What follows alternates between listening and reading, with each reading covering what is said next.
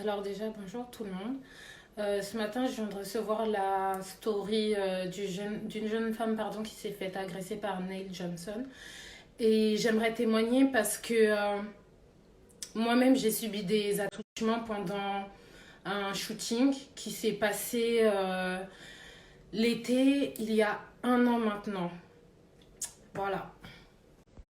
Faut savoir que votre pote, on se suivait quand même depuis un bout de temps sur Instagram. Et que du jour au lendemain, il a décidé de regarder mon profil et de me dire, vas-y, ce serait bien si on shoot ensemble, j'ai un projet et donc j'aimerais bien que tu y fasses partie. Donc je lui ai dit, ok, il n'y a pas de souci. Il m'a dit, ouais, c'est un shoot un peu nu, est-ce que ça te dérange? En tant que mannequin, j'ai dit non parce que j'ai déjà eu à faire des collaborations comme ça, donc je sais un peu comment ça marche dans le milieu.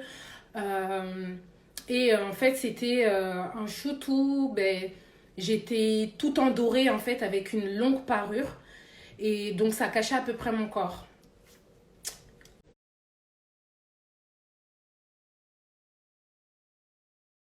Donc voilà à quoi ressemblait le shoot. Déjà, quand j'ai commencé à me déshabiller, je me suis dit que il aurait un peu de pudeur de pas trop me regarder et tout. Non, pas du tout. Les regards insistants, ils ont commencé dès lors où j'ai commencé à me déshabiller, mais il y avait Eunice, la photographe, qui était là pour moi, qui m'a un peu guidée parce que je me sentais observée et je me sentais pas forcément à l'aise parce que même si je suis mannequin, c'est pas tout le monde qu'on montre son corps. Et en plus, comment dire, en fait, c'est pas un professionnel. Genre, qu'on se le dise, c'est pas du tout un professionnel. Donc, j'étais déjà assez mal à l'aise. Donc voilà. Après, il y a Eunice qui m'a quand même aidé à m'apprêter justement à pincer la peinture brillante sur mon corps parce qu'elle sentait que j'étais un peu gênée et tout. Et pendant que elle était en train de mettre la peinture, justement, il était là en mode waouh, t'as archi un beau corps, waouh, t'es archi bonne et tout. Enfin, c'était hyper gênant. Genre, je sais pas pourquoi j'en ai pas en parlé plus tôt, mais mieux vaut le dire aujourd'hui parce que en vérité, il faut que ça cesse ces conneries. Donc, le pass se passe bien, il est un peu trop tactile avec moi, mais je fais abstraction de ça parce que je me dis dans tous les cas, que ce soit quand je défile ou quand je fais des photoshoots, je suis toujours professionnelle. Donc voilà. À la fin du shoot, on regarde les photos. Le mec, il continue toujours sur sa lancée en mode ouais, t'es archi bonne, t'es archi belle. Waouh, franchement, t'es skinny. Mais putain, t'as un vrai corps et tout. Et genre, j'étais là en mode. J'étais juste chiante. Franchement, j'en pouvais plus. Et à un moment donné, il devait repartir chez lui à aller chercher quelque chose. Donc, chez sa mère, vu qu'il vivait chez sa mère à ce moment-là. Et il n'avait pas de téléphone. Donc, du coup, j'ai dit, ben vas-y, je t'accompagne. Comme ça, après, on se rejoint avec Nice, on va au restaurant. Donc, le mec, en fait, c'est là où j'ai compris qu'il était vraiment, mais taré. Taré de chez taré. C'est un barré. C'est un barré, en fait. Donc on a rejoint la gare de Hermont-Aubonne pour pouvoir aller vers chez lui en tram. Et il faisait que de toucher mon visage, il faisait que de dire ouais, il me faut une meuf comme toi, une meuf qui est grave posée, ça se voit, t'as les idées en place, comme ça t'as un putain de beau corps et tout, machin truc. Il touchait mes cuisses et tout. Et j'étais archi mal pour vous dire. Et à un moment donné, il a pris mon visage et il a commencé à me faire des bisous en mode ouais vas-y embrasse-moi, embrasse-moi. Et genre j'étais là en mode vas-y lâche-moi et tout. Et le truc c'est que il y a des gens autour. Je me souviens, il y a un tonton qui allait dire ouais laisse-la tranquille si elle veut pas, faut pas forcer en fait. Et le bouc il était là en mode ouais c'est ma meuf. J'étais en mode non non non je suis pas ta meuf moi. Enfin aberrant. Donc ça a été comme ça toute la journée, jusque dans la voiture, où il a vraiment forcé. Il me touchait les cuisses. J'ai même dû donner une excuse que je sortais avec ma pote, donc celle qui avait fait le port de tête pour mon shooting, pour qu'il puisse me laisser tranquille. Et il a commencé à faire des réflexions en mode, donc du coup, ça se passe comment avec les filles? Parce que moi, je te dis, c'est pas ce qui va m'arrêter avec toi. Je crois que je viens d'avoir un coup de cœur et tout. Et Eunice, elle était juste en fait, elle en avait marre et elle lui a dit Tu te mets sur un côté, Dany se met de l'autre, jusqu'à ce qu'on soit au restaurant. Parce que là, j'ai l'impression que t'es trop agité et tout. Genre, vraiment, calme-toi. Et il a commencé à même me faire des crises de jalousie parce qu'il y a des gens du Togo qui ont commencé à m'ajouter, vu qu'il m'a mis dans sa story. Et il a dû faire un live en expliquant que non, j'étais sa go, que voilà, j'étais son mannequin, je lui appartenais. Et que fallait pas m'ajouter, ça servait à rien du tout. Franchement, on est fatigué là. Au restaurant aussi, il avait un comportement assez déplacé. Donc, il me faisait du pied jusqu'à ce que Nice dise ben, viens manger à côté de moi.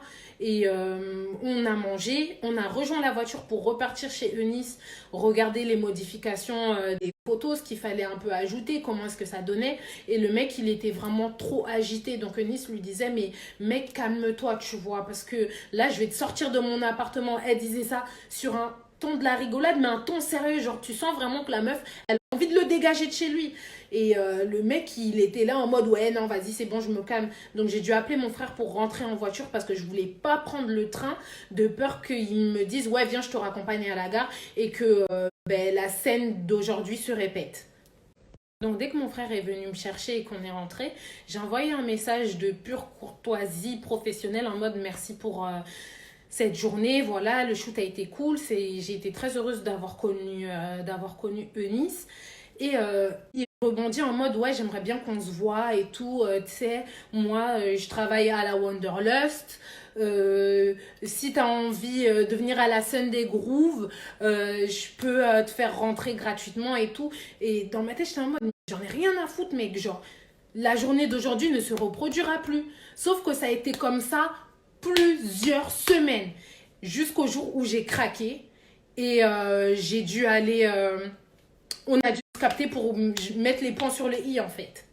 Donc dès que j'arrive comme de par hasard à Châtelet, là où personne n'a envie de se péter, je fais comprendre au mec qu'en fait je ne veux pas de toi, tu m'harcèles.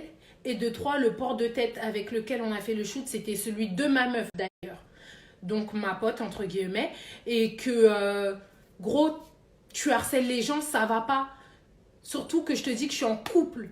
Donc arrête en fait, vraiment arrête. Et du coup, j'ai fait demi-tour chez moi en mode vénère. Je lui ai pas dit au revoir parce que ça m'avait cassé les couilles. Et quelques jours plus tard, je me suis sentie malheureusement coupable parce que je sais que parfois, quand j'ai tendance à être énervée, j'ai pas vraiment de tact avec les gens en fait. Sans insulter ni quoi, hein, mais juste, je suis très crue dans mes mots. Donc, je lui ai renvoyé un message pour m'excuser. Et quelques semaines après, le mec revient encore.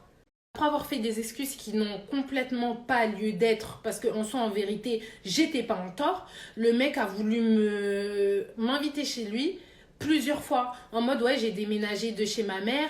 Est-ce que tu peux venir? Ce soir, je fais un truc. Est-ce que t'es OP et tout? Ouais, meuf, ça fait longtemps que je t'ai pas vu sur Paris. Faudrait qu'on se recapte. Mais frère, je te parle froidement. Je t'ai fait comprendre que le jour où on a shooté, t'avais pas le comportement adéquat. Et toi, tu t'en bats les couilles.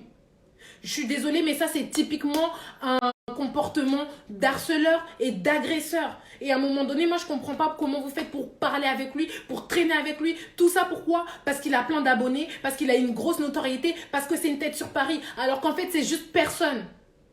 Ça, c'est des bails de moutons. À un moment donné, arrêtez. Et quand une personne est là, va aller dénoncer son viol, soutenez la personne. Genre, putain de merde, soutenez les femmes. Parce qu'on en a marre de ne pas se sentir en sécurité. Ça va 3 minutes, en fait. La dernière crise qu'il m'a fait, c'était par rapport au fait que je n'ai pas signé en agence avec lui, mais que j'avais signé en Angleterre. Il m'avait vraiment mal parlé, en mode, voilà, je suis sa petite, quoi. Et après ça, j'ai décidé de le shut down. Vraiment. Du coup, j'ai une question pour les personnes qui côtoient Nail, que ce soit en tant que pote, collaborateur ou proche. Est-ce que vous trouvez que ça vaut le coup de protéger cette personne par rapport à ses agissements au détriment des autres femmes? Moi, je vous le dis direct, de toute façon, la réponse, elle est très claire, c'est non. Donc, arrêtez de protéger vos proches qui foutent la merde. Arrêtez de protéger les hommes. Croyez les femmes. Genre, je vous en supplie. Là, c'est même pas pour faire une bataille de genre, mais protégez les femmes. Et franchement, soutenons-nous entre nous. Parce que certes, on a la justice.